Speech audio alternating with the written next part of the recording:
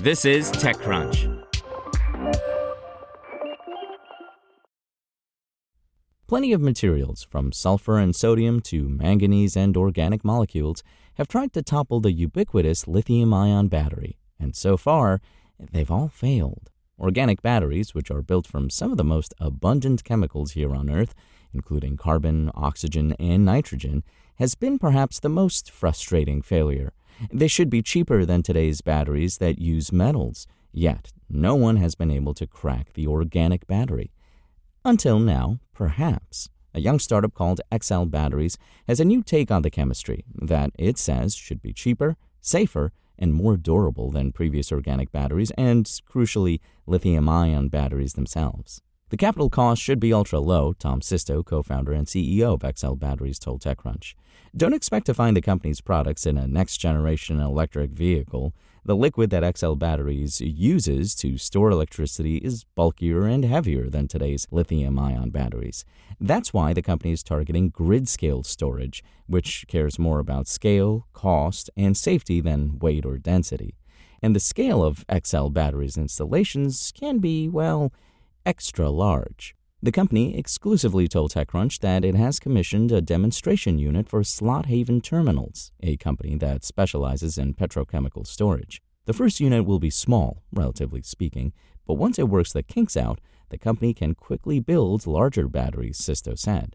Part of the reason Sisto is so optimistic is because a key component of the battery is nothing more than a storage tank. If we took two of Slot Haven's biggest tanks, it'd be a 700 megawatt-hour battery, Sisto said. That's enough to power around 25,000 homes for an entire day. I believe they have 400 tanks on their site in Houston.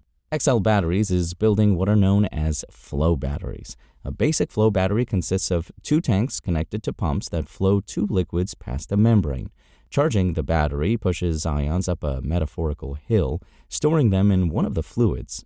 When discharging, those ions flow back to the other side, releasing electrons in the process. Flow batteries are an old technology, first invented in the late 1800s, but their bulk and relatively low energy storage held them back. Newer models have helped boost energy storage, but they're still relatively expensive because the fluids they use are corrosive, necessitating costly materials for the pumps and other equipment.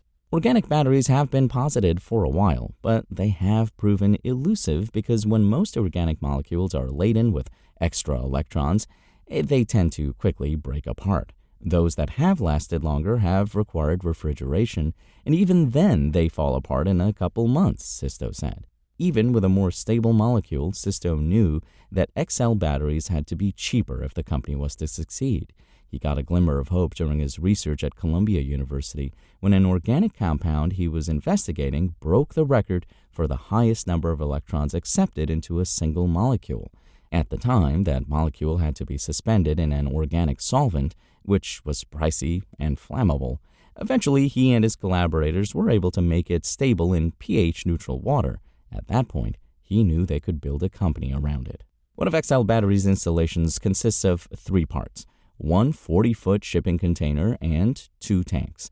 The company's proprietary membrane and other components fit the shipping container, and one or more of those is then hooked up to the storage tanks. The size of the tanks dictates the battery's capacity, while the number of shipping containers dictates how quickly the battery can charge or discharge. Because the company is using so much off-the-shelf technology, Sisto says that XL Batteries can start building larger batteries soon.